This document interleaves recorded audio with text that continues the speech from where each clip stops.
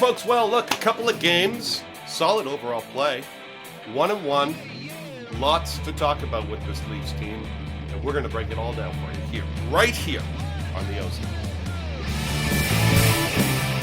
You're in the offensive zone, your place for Leafs hockey.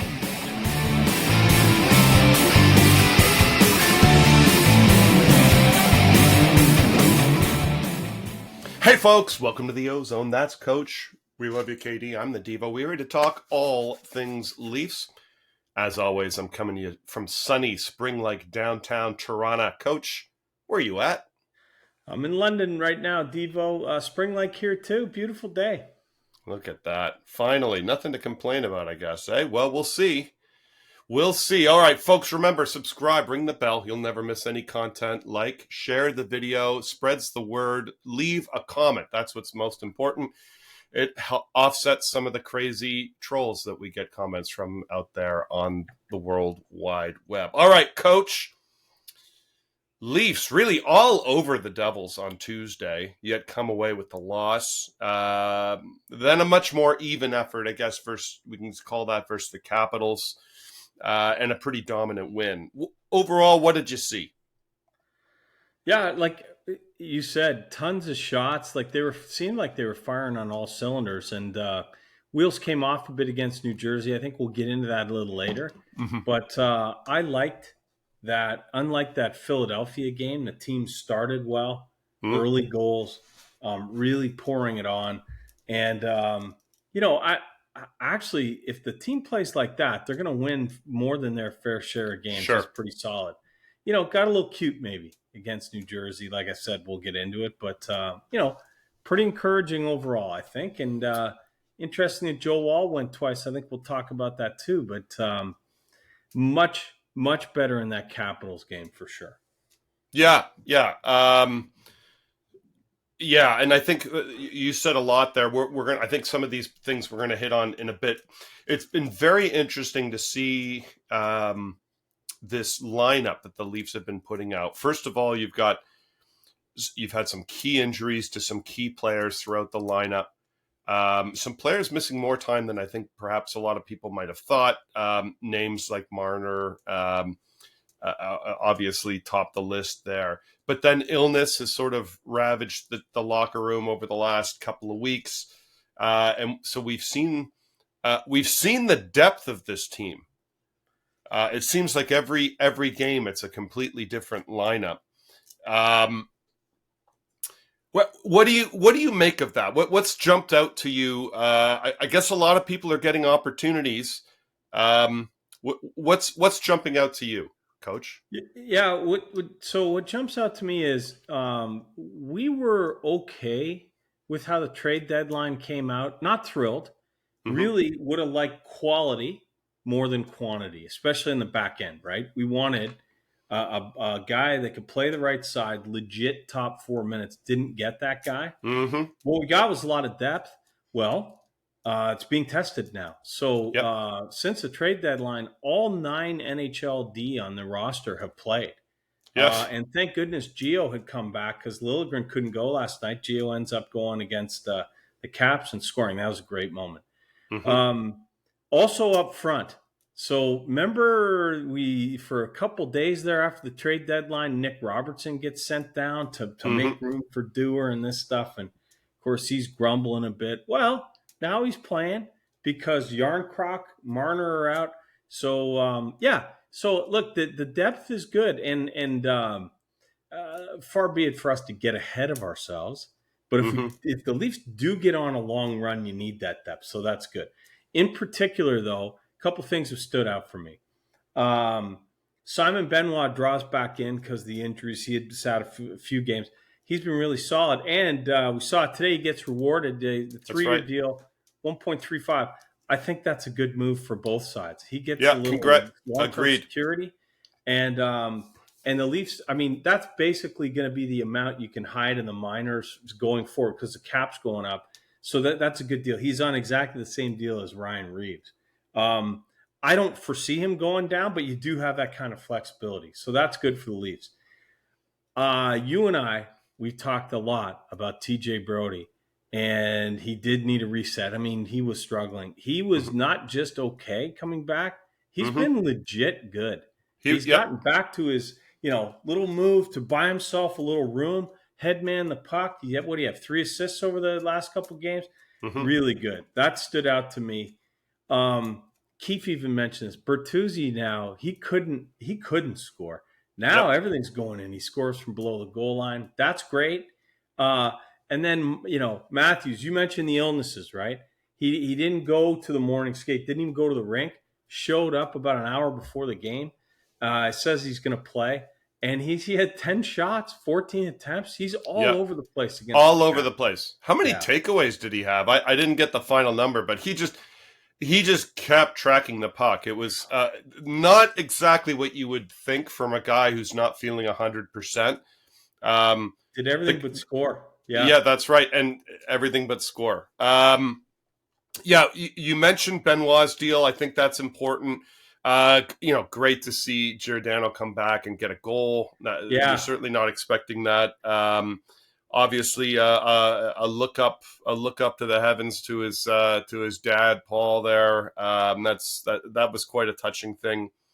I'm glad you brought up Brody. I believe he led all skaters yesterday on the ice. Played a lot of difficult minutes, and you know what? Maybe you didn't notice him, folks, because that's when you know Brody's doing his best. Right. When Brody plays almost a third of the game and you have no idea, that's because Brody's doing what he can do. We got to be careful as Leafs fans. It's always easy to pick a lightning rod out there, but this team is not going to go very far if we don't have Brody doing that calming Brody thing. There isn't anyone else in the lineup who can do it. So great to see him have a couple of performances and points to boot, which is a nice thing. I mean, we need that scoring, Devo. We don't. I mean, we got a big gun Marner out of the lineup, right? That's right, Somebody and else got to score. That's right. And in fact, we have some breaking news on the Marner front. So we're going to break now to our local correspondent. Hey fellas, it's Regan here. I just met with Mitch Marner. He said the ankle is doing better and he hopes to be back playing soon. And while I met him, he also signed one of my cards. Go Leafs go. Okay, well, that's great news. Thanks, Regan. Appreciate it. Our new local correspondent. Yeah. Thank goodness you can't discriminate for age, because I'd lose my job. She's really polished. Boy, what a bright future she has. Absolutely. And that's a great little inside scoop there. That's fantastic. Look at us on the OZone breaking news. I know. That's fantastic. Okay. Well, Coach, what does that mean? What does getting him back in the lineup mean? We've started to see a lot of guys have opportunities with some of the core four that they haven't before. We've seen a lot of people other than the core four scoring of late, which has been tremendous for this team. Yeah, and I think means the world if this can continue on into the spring. What does bringing Marner back do? Well, I mean, you would think, scoring will immediately go up because the guy's a super talented distributor, right? I see, number one, we talked about this a little last time, the penalty kill will get better. He's their best penalty killer up front, even though he's probably their best passer up front too. The penalty kill should get better. Guys will get slotted in a bit less, right? Him and Camp, when Yarncroc comes back, him and Dewar, now we're good, right? Yeah, you don't need that's right. Nylander. You don't need – I like how they throw Nylander and Matthews out there in the last sort of 15, 20 seconds. See if we can get some with tired guys out there. And if not, you're right into it. So I like how the PK slots. Devo, the power play has been struggling a bit. He should do some wonders for the power play too. But I still don't like the configuration. I'm not going to harp on that. Interesting though, 5-on-5. What do? That Matthews line with Domi and Bertuzzi is humming, and you have Domi going, ton of assists, and especially Bertuzzi, 16 goals his last 24 games or something like that. So, would you break that up? You might want to keep that going. They won't, though. I I know. mean, I think Marner is best when he's happy. He's going to want to play with his buddy. His buddy's going to want to play with him. So that's okay, though. So, we're putting in a legit top 6 guy. So that means the third line gets a better player back. It's good all around. It should be. It really should be. It'll be interesting to see how it all works out, because I think, to your point, Coach, you want to have the chemistry that exists all the way through the lineup. And Domi with Matthews does not tend to create this sort of the downside of a Domi centered line. And the way that I see in the tea leaves this working out, if Marner goes into the top 6, as Domi spills out as the third line center, and then you run into those situations where you can be on the wrong side of the puck. And let's face it, the Leafs have had a couple of heartache years in the postseason where their third line gets run over a little bit. So it'll be interesting to see how it all washes out. Yeah, look, I think Domi is thriving on that line because I don't think he has to worry so much about defending, right? Mm-hmm. Yeah, he's playing the wing, and he really struggled on the wing to start the year. But that line is, especially because the big dogs in the middle, they're in the other team's zone all the time. He's freewheeling, and he's I'll give him this, he's more talented with the puck than I thought he would be. Yeah, and maybe I'm biased a bit the other way. We talked about fans being biased about him being tough because of his dad. Well, maybe I'm biased because his dad wasn't all that gifted with the puck. And Mr. Domi, I don't want any trouble. I'm just saying, I'm less than superstar level. How's that? Yeah. But he's really good, man. He's a good distributor. You're right. He's not a great fit as the third line center. I don't know. It'll be interesting to see how it shakes out. That'll be one of the I think one of the key things to look out for as we go further into this stretch is the makeup really of the chemistry of that third line. One of the things we've seen in the past 4 weeks, I think maybe 5 weeks, it's really been on display, is that the elevation of those heavy big wingers. And I'm talking about McMahon in particular. When he plays with speed, which I have to be honest, I didn't give him a lot of credit of being as fast as he is. That guy is fast. They have pieces that could really match up well. And we saw it the other night there when Tavares, I guess in Edmonton, with the Edmonton game, and watching Tavares match up against, I mean, we're talking about elite speed. I don't even think elite says it. The fastest line you could probably pick that isn't in Colorado, and they performed really well shutting that line down. So they've got elements, but you got to start to solidify pretty soon, and you do it in a way to sort of maximize your upper end and minimize the downside. So it'll be interesting to see how it all works out. Coach, secondary scoring has been an Achilles heel for the Leafs in the postseason, really ever since the Matthews era began. And, with the rolling of the calendar this year into 2024, it didn't look like much had changed. But my goodness, of late, Bertuzzi, Domi, McMahon, people not in that quote-unquote core four, really starting to find the twine. Does this take some pressure off the Stars?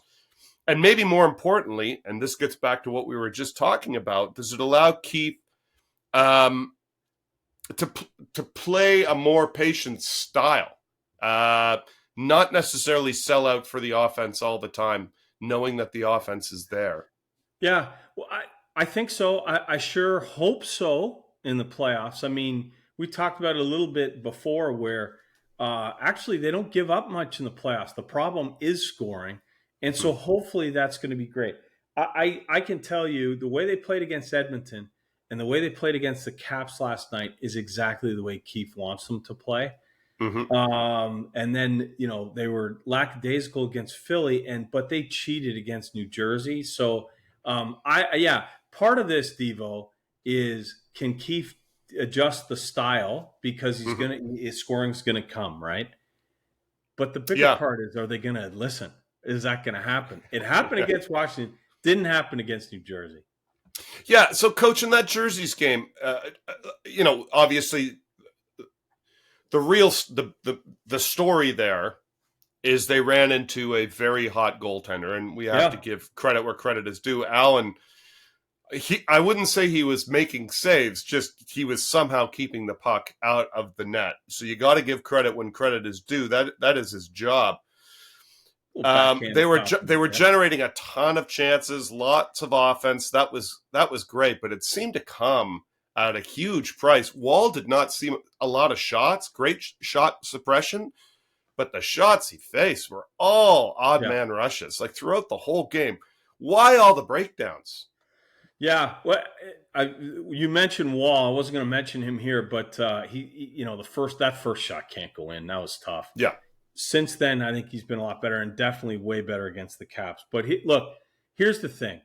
We'll get into a little X's and O's here, right? Okay. So lots of images, but we'll go rapid fire. Okay. When the Leafs are humming, they do a great job of keeping the puck in and really stuffing the other team in their zone, especially in the second period. Leafs have always been a great second period team. They are leading the league in second period goals, tied with Colorado. So this first shot here is just a regular play. It's in the second period of this Capitals game, okay? Red arrows the puck, and the blue circle in this case is Ryan Reeves. That puck is going to come up the boards to the winger, okay? So then 1 second later, the puck goes up. Here's the D. In this case, I think it's McCabe. He pinches. He should pinch. That's the way you keep it in. He can only pinch, though, if he knows the high winger, which is Reeves, is going to cover him. And you see Reeves, toes pointing towards his goalie. He's going back. This is good.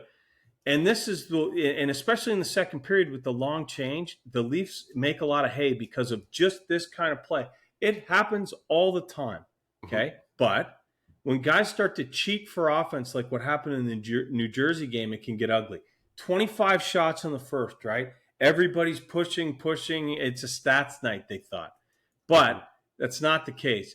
Here's just in the first period, 2 minutes left, okay? Puck gets rimmed around. And as we talked about, you want the D to pinch. That's McCabe there. He's pinching. He's supposed to do that. The puck is with the red arrow. The blue circle in this case is Bobby McMahon. McCabe can go because he knows McMahon is back.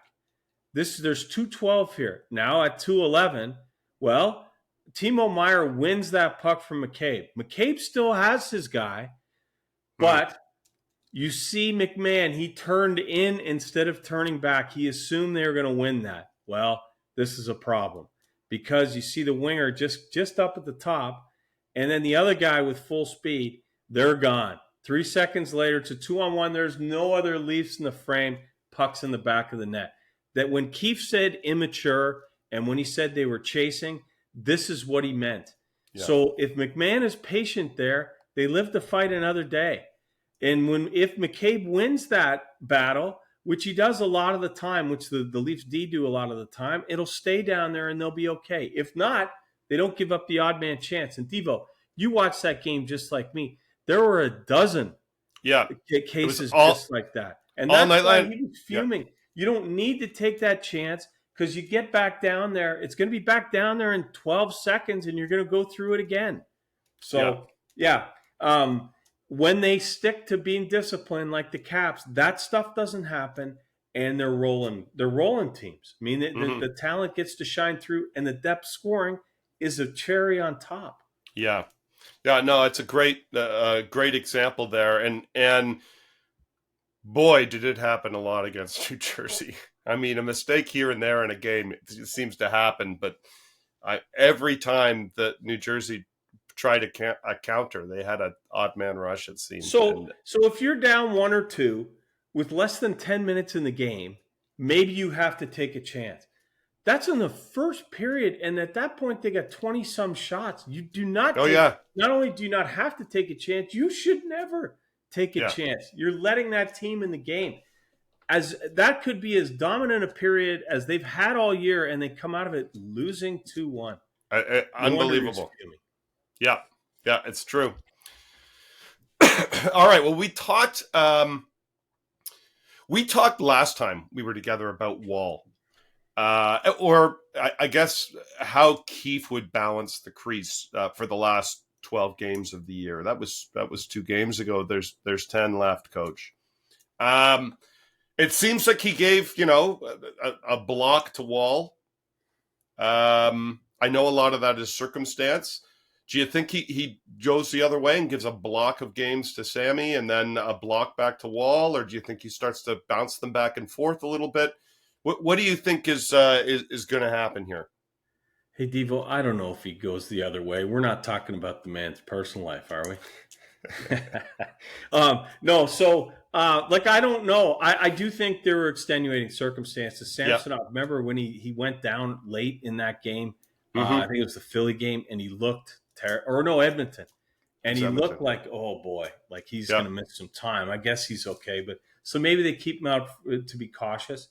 I still think, as you and I talked about, that the games will be pretty even here through the end. And may the best man win. Maybe it's blocks. I don't know. I don't know if that makes sense. Maybe he's trying to mimic like a playoff series. You're going to play every other night. Yeah, maybe. I'll tell you what, though. I'm super happy to see Joe Wall come back with a big effort, because that was he wasn't the biggest culprit against New Jersey, but he was part of the problem.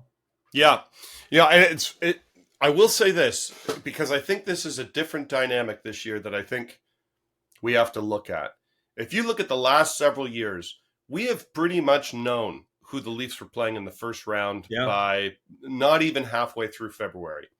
This year, it looks like it's probably going to be one of Boston or Florida, but that has to work itself out. It could be the other way around. If the Leafs start to sag and Tampa continues on the role that they're on, maybe they play someone from the other division in a wild card position. We'll see. It looks like they'll probably lock up the third spot in the next few games here.